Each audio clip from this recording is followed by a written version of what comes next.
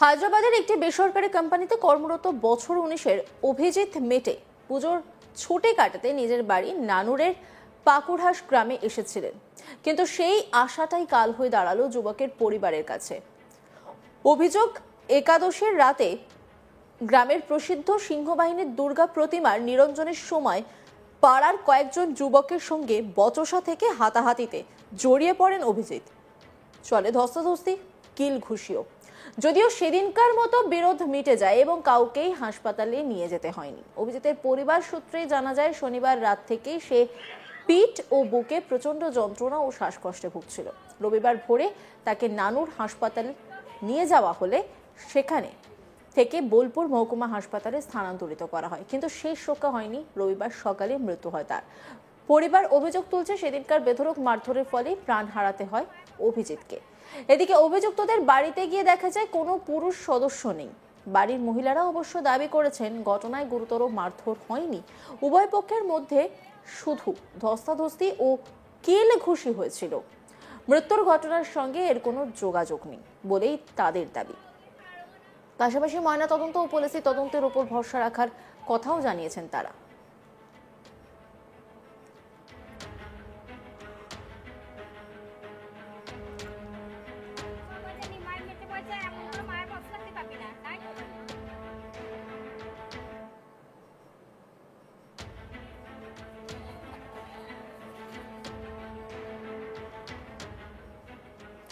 মৃতের মা সুচিত্রা মেটে তিনি কি বলছেন শুনবো।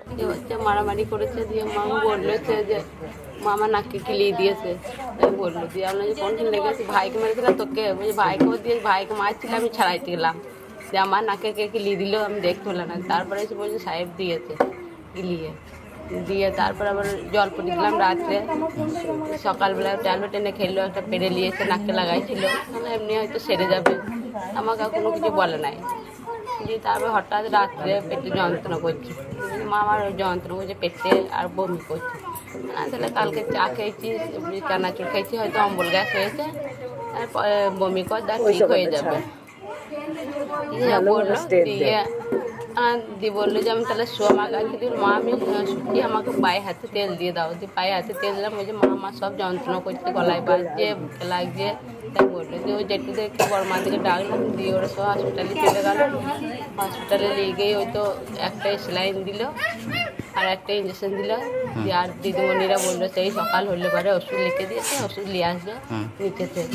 দোকান খুলে নাই কো, সকালে দোকান খুললো, তখন ওষুধ আনলো, একটা ইঞ্জেকশন ওষুধ দিল, খেতেই পারলো না, ওষুধটাকে গিলতে পারছে না, টুটিতে বাজছে, মা আমি গিলতে পারছি না, শ্বাসকষ্ট আর নিতে পারছি না।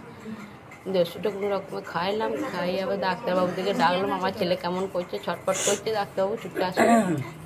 জামাই ছিল ছুটে গালুকে ডেকে নিয়ে এলো, তখন ডাক্তাররা নার্সরা ছোটাছুটি করে অক্সিজেন দিল আর দিল, তখন ওরা তাড়াতাড়ি করে ওরা সব সিএনএফআর করে দিল, সিএনএ দিলে দিয়ে অক্সিজেন লাগিয়ে দিল। ওইখানে নিয়ে গেলো, ওইখানে ডাক্তারের কাছে করলো, কোনো পাশে আর খুঁজে পেলো না। মানে সিয়ান হাসপাতালে গিয়ে ভর্তি করার আগে মানে রাস্তায় নিয়ে যাওয়ার সময় তখন চলছিল অক্সিজেন চলছিল, তখন অক্সিজেন চলেছে, হ্যাঁ সিয়ানে নিয়ে গিয়ে অক্সিজেন নিয়ে যাওয়ার পর অক্সিজেন দিয়ে স্লাইন দেওয়ার পর চলেছে, চলাকালীন কি মারা গেছে। মানে বেডে নিয়ে যায়নি তো, ওখানে এমার্জেন্সিতে ওখানে অক্সিজেন দিচ্ছিল, এমার্জেন্সিতে নিয়ে গিয়ে বেডে দিয়েছে।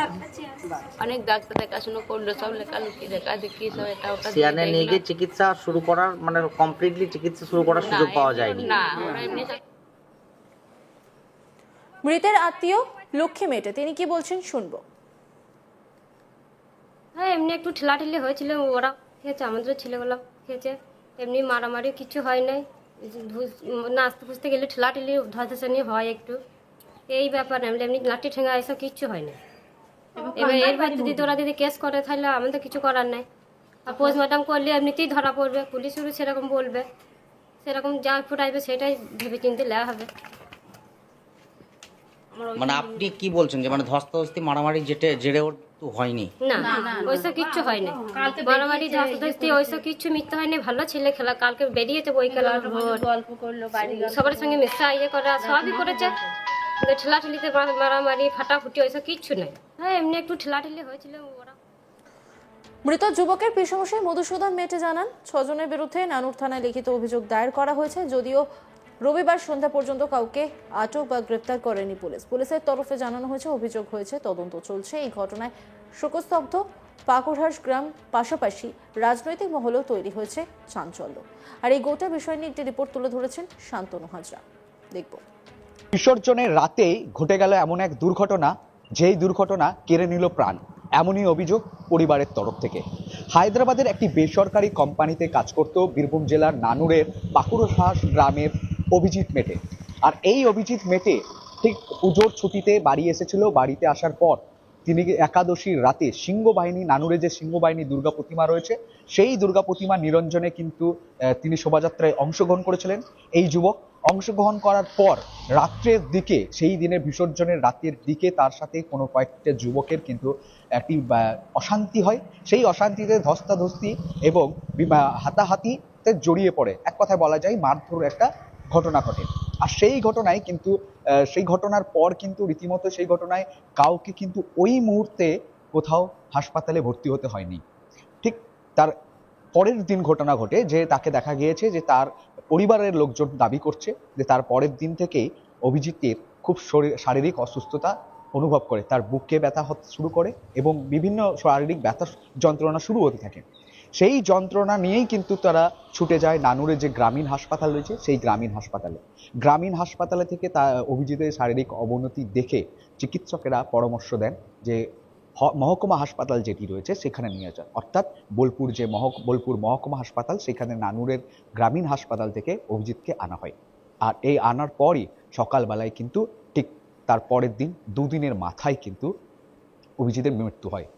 এলাকায় পাকুড়হাস গ্রামে কিন্তু শোকের ছায়া নেমে এসছে। পরিবারের তরফ থেকে দাবি করা হচ্ছে একাদশীর রাতে যেই যুবকদের সাথে মারধরের ঘটনা ঘটেছিল, অভিজিৎকে যারা মারধর করেছে তাদের মারধরের কারণেই কিন্তু অভিজিতের মৃত্যু হয়েছে। অভিজিতের পরিবারের এরকমটা অভিযোগ রয়েছে। এখনো পর্যন্ত তারা কিন্তু এলাকায় শোকাহত রয়েছে। রীতিমতোই তারা কিন্তু আইনি পদক্ষেপ নেবে এবং আইনের পথে তারা হাঁটা দেবে, এমনটাও কিন্তু পরিবারের তরফ থেকে জানা যাচ্ছে। অন্যদিকে এই ঘটনাকে কেন্দ্র করে নানুরের পাকুড়হাস গ্রামে একেবারে চাঞ্চল্য ও শোকের পরিবেশ কিন্তু তৈরি হয়েছে। বিসর্জনের রাতেই ঘটে গেল এমন এক দুর্ঘটনা। এই ঘটনায় একেবারে শোকস্তব্ধ পরিস্থিতি। মৃতের মা সুচিত্রা মেটা, তিনি কি বলছেন শুনবো। হচ্ছে মারামারি করেছে, দিয়ে মামা বললো যে মামা নাককে কিলিয়ে দিয়েছে। তাই বললো, দিয়ে আমরা যে কোনদিন লেগেছি ভাইকে মেরেছিলাম, তোকে ভাইকেও দিয়ে ভাইকে মারছিল, আমি ছাড়াইতে গেলাম, যে আমার নাকে কে কিলিয়ে দিল, আমি দেখতে পেলাম না। তারপরে এসে বলছে সাহেব দিয়েছে কিলিয়ে দিয়ে। তারপর আবার জল পড়ে দিলাম রাত্রে। সকালবেলা ট্যাবলেট এনে খেললো, একটা পেরে নিয়েছে, নাককে লাগাইছিল, এমনি হয়তো সেরে যাবে, আমাকে কোনো কিছু বলে নাই। অন্যান্য খবরের আপডেটের জন্য অবশ্যই নজর রাখুন আজ তাক বাংলার ইউটিউব স্ট্রিমিংয়ে। লাইক, কমেন্ট, শেয়ার এবং সাবস্ক্রাইব করতে ভুলবেন না।